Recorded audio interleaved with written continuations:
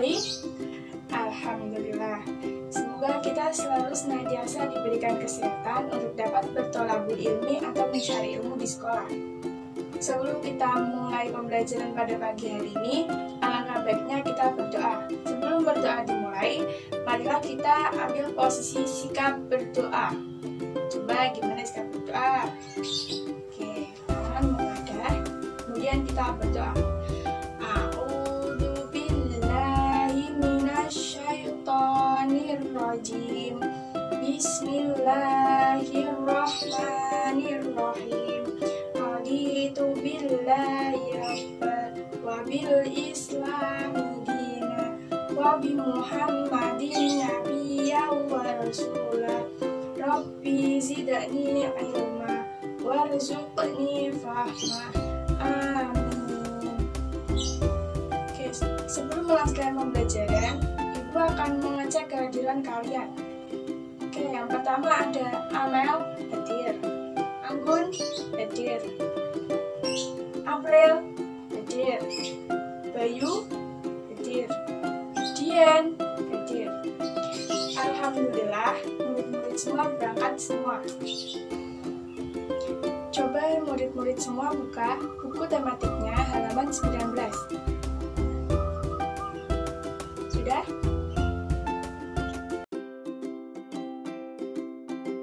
Di samping rumah Dayu, banyak sekali tumbuhan pohon tomat. Ibu Dayu sering bercocok tanam. Dayu sering membantu ibunya merawat pohon tomat. Saat merawat tanaman tomat, Dayu menyanyikan lagu tomat. Pohon tomat pun mulai berbuah. Buah tomat yang muda berwarna hijau dan buah tomat yang sudah masak atau sudah matang akan berwarna merah. Buah tomat banyak mengandung vitamin C yang sangat bagus untuk kesehatan tubuh. Sebelumnya, Ibu akan mencontohkan bagaimana sih lagu tomat itu. Kemudian, Ibu meminta kepada kalian untuk membagi dua kelompok, yaitu kelompok kanan dan kelompok kiri. Kemudian setelah itu, kedua kelompok kanan dan kiri mewakilkan satu orang untuk maju ke depan untuk menyanyikan lagu tomat.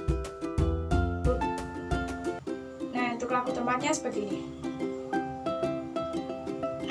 Ada yang muda, ada pula yang tua. Yang muda hijau, yang tua merah. Tomat, tomat, tomat, itulah namanya, buah tomat berguna.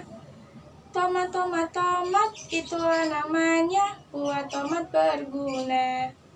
Nah, seperti itu liriknya. Mari kita perhatikan dan dengarkan video berikut.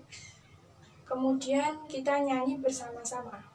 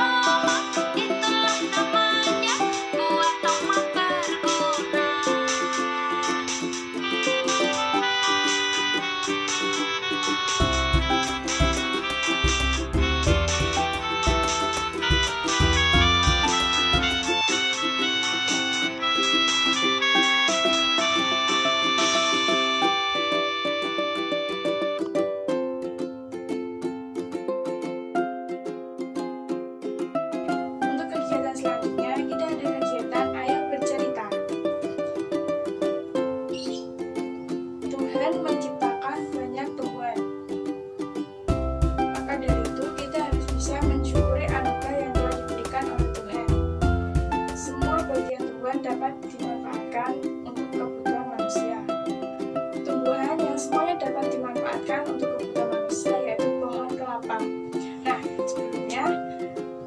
Apakah murid-murid semua tahu apa manfaat dari pohon kelapa?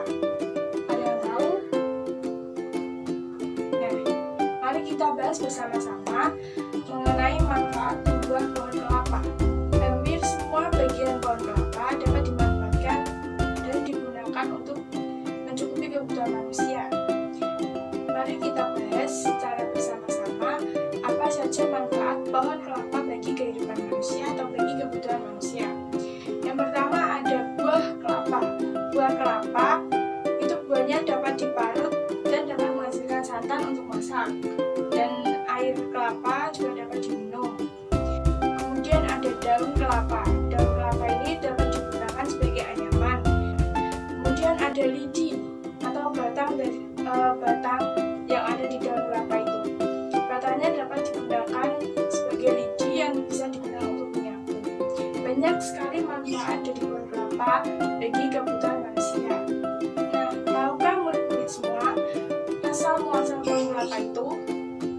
Marilah kita baca secara bersama-sama asal mula pohon kelapa.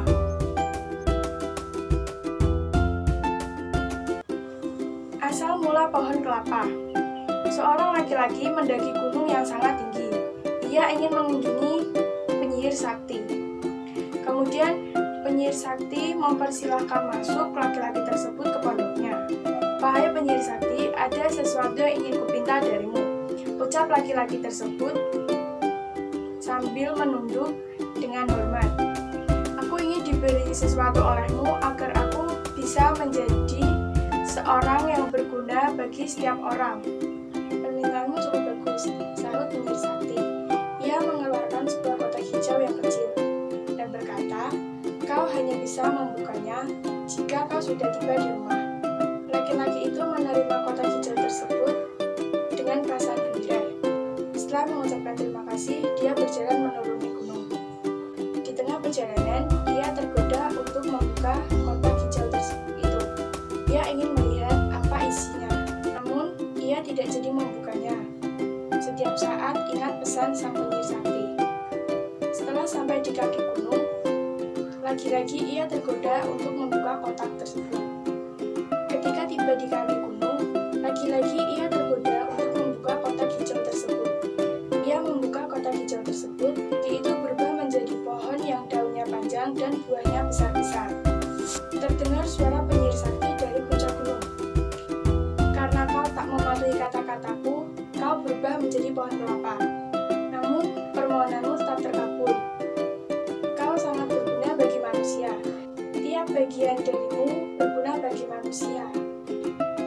Daunmu, buahmu, batangmu dapat dimanfaatkan oleh manusia." Sejak saat itu, pohon kelapa cepat berkembang biak dan bisa dijumpai di mana-mana. Orang menghargai pohon kelapa karena banyak manfaatnya.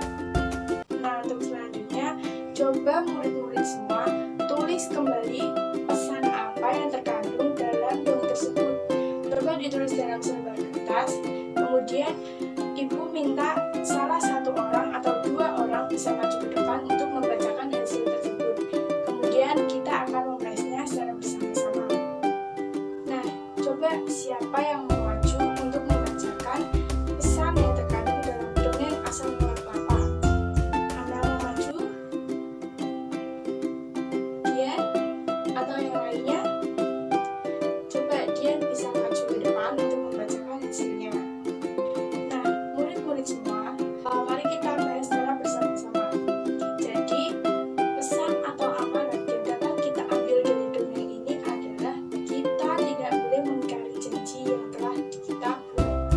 Seperti tadi, siapa yang mengingkari janji? Siapa? Ada yang tahu tidak tadi? Siapa yang mengingkari janjinya? Iya, ada laki-laki yang ingkar janji kepada sang penyihir sakti. Karena apa?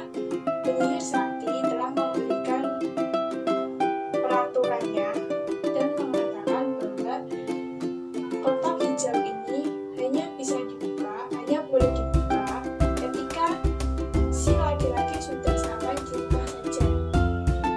Tapi apa? Laki-laki tersebut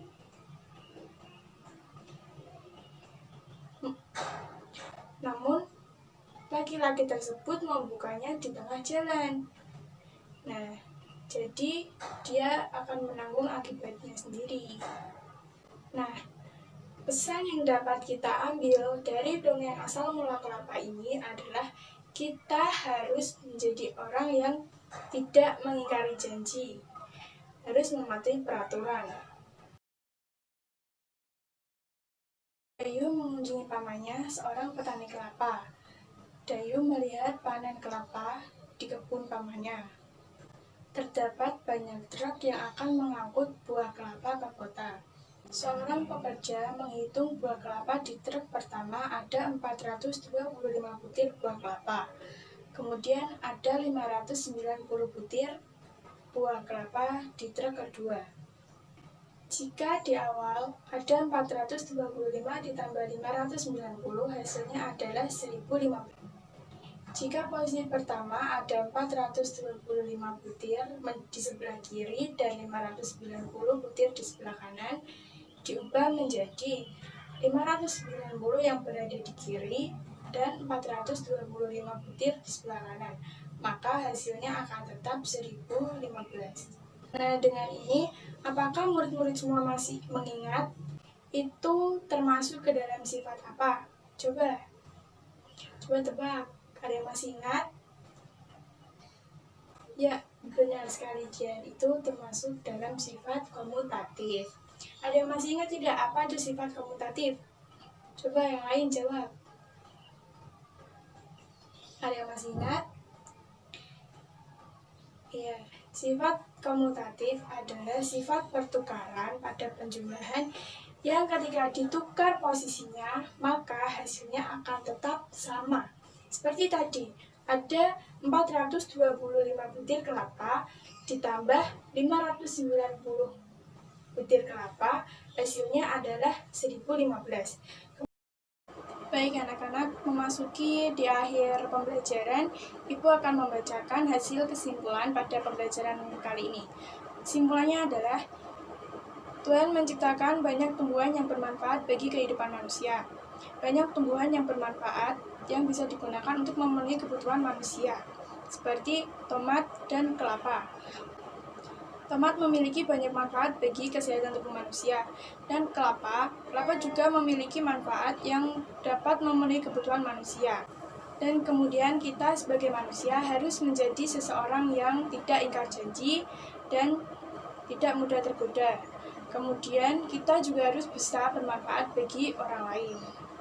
Nah, mungkin itu saja kesimpulan yang dapat Ibu sampaikan. Karena pembelajaran telah selesai, mari kita bersiap-siap untuk pulang. Silakan alat tulis dimasukkan ke dalam tas semua. Sudah? Mari kita ambil sikap berdoa. Duduk yang rapi, tangan dilipat, kemudian tangan menadar. Mari kita membaca wal asri bersama-sama. Bismillahirrahmanirrahim. Wal asri innal insana lafi khusrin illa alladina amanu wa amilus solihati wa tawasau bil haqqi wa tawasau bis sabr. Nah, terima kasih untuk anak-anak semua. Jangan lupa besok kita bertemu lagi dan tetap semangat untuk mencari ilmunya. Sampai ketemu lagi. Assalamualaikum warahmatullahi wabarakatuh.